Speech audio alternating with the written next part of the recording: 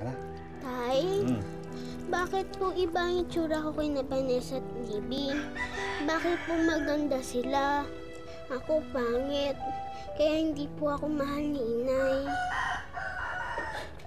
Sino may sabing pangit ka? Sino may sabing hindi ka mahal ng nanay mo?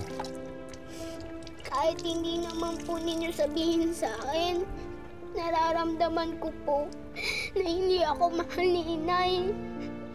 Basta Itay, kahit pangit ako, huwag kayo magbabago sa akin, ha?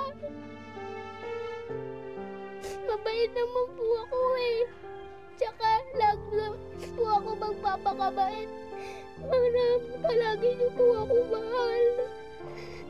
Oo na, sige na. Hindi ako magbabago sa'yo. Ha? Mahal na mahal kita. Tsaka atin-atin lang to, ha? Alam mo, ikaw ang pinaka-cute sa mga kapatid mo. Oh, tingnan mo nga, oh. Ilong pa lang, wala na silang panama sa'yo, eh. Oh. O sige na, tama na, huwag ka na umiyak, ha? O sige, sampay na natin to para matayo at papaglaruan mo na. Oh.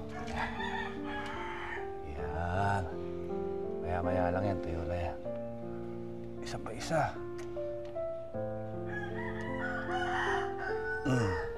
Ayos. Ayos ba? Okay ka na. Saan tayo sa loob? Ako na, biyak?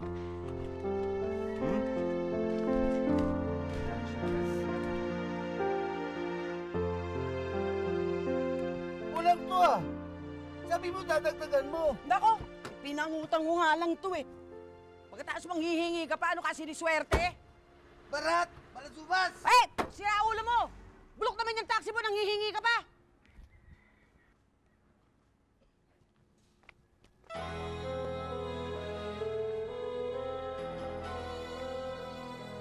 Itong bahay na to, laki-laki, wala namang baser.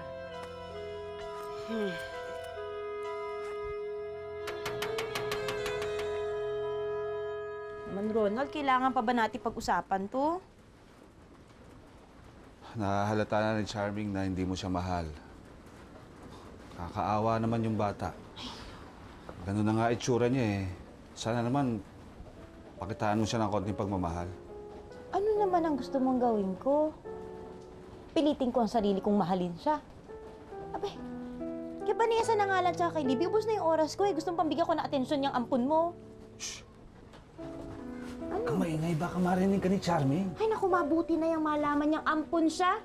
Na hindi siya nag-e-expect ng pagmamahal sa akin. Ba, hindi naman yata ako papayag na sabihin mo sa kanya yan. Magagalit ako sa'yo. Kawawa na nga yung bata, kinakawawa mo pang lalo. Hayaan mo siyang maniwala na anak natin siya para hindi siya mag-self-pity. Tsaka sana magkaroon ka ng konting amor dun sa bata. Mabait na bata si Charming. Pinagsisilbihan niya naman tayo ah. Kaya sana maging mabait ka rin sa kanya. Ewan ko sa'yo. Ayoko nang pag-usapan to. Kung ayaw matulog, magpatulog ka.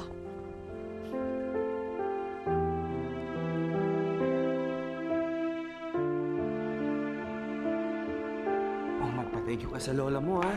Nalang ganda-ganda at bagay-bagay yung damit na pasalubong sa'yo. Siyempre, bagay. Imported yan eh. Mabuti pa siguro, anak, magpalit ka na kasi kanina mong pasuot yan eh. Opo, Mami. Pabayaan mo na, marami naman akong binili eh. Sayang naman ho kung ipapambahay lang niya. Ano pa bang ipapambahay niya yung mga luma? May hirap lang ang gumagawa nun. Kumabel, ikaw talaga, oo. Hindi mo pa rin makalimutan kung saan ka galing. Concern lang naman si Mabel eh. Ayaw niya maging luma kagad yung pasalubong mo. Tama si Mami, Lola. Sayang po itong damit ko. Pwede ko pa po itong pansimba. Magbibihis na lang po ako. Yaya, samahan mo ko. Sige, palitan mo na siya ng Okay, wala na akong sinabi. Okay, Mama. Kwentuhan mo na lang ako kung saan na kayo nagbakasyon doon sa Amerika. Saan kayo napadpad doon?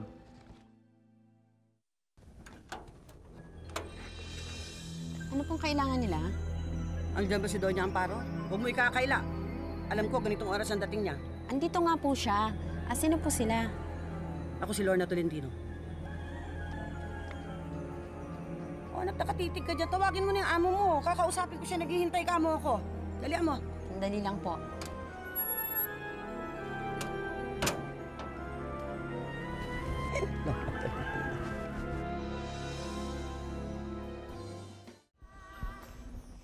Doña Amparo, may naghahanap po sa inyo sa labas. Si Lorna Tolentino daw po siya.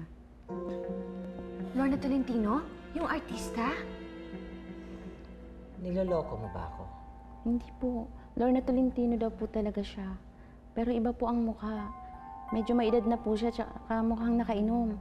Kaya nga po hindi ko pinapasok, kaya andun pa rin siya sa labas ng gate. Okay. Tao po! Dali lang po!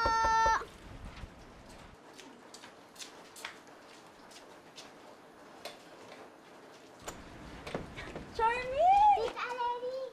Naku, kamusta ka na? Ang laki-laki mo na!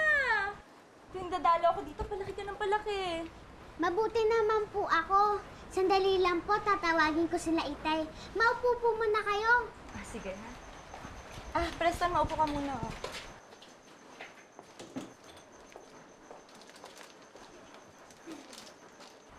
Yun ba yung batang kinikwento mo sa akin?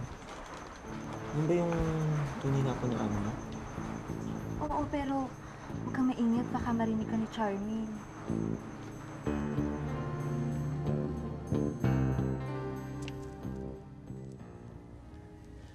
Kumusta, Donya? Anong ginagawa mo rito? Walang-wala ako eh. Gusto yung perang binigay mo sa akin dati. Baka ako makahingi ako ng konting barya. May 5,000 ka pa dyan. Ano ka, pulubi? Wala. Wala akong pera. Hindi naman yata ako maniniwala na 5,000 lang wala ka dyan. Ikaw pa? Chicken feed lang sa'yo yun. Ikukumpara mo sa saya na ibinibigay sa'yo ng apo ko. Anong apo? Wala kang apo rito. Hello! Si Princess! Yung anak ng anak ko, yung tunay kong apo.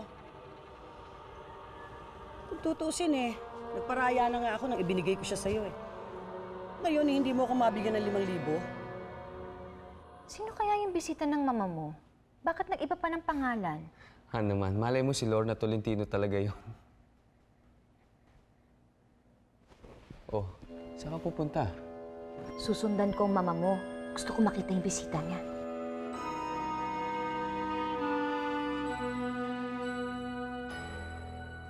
Teka, asan ba si Princess? Gusto ko siyang makausap. Princess! Princess! Tumahimik ka nga. Princess! Shh! Princess! Kilala niyo po ang anak ko?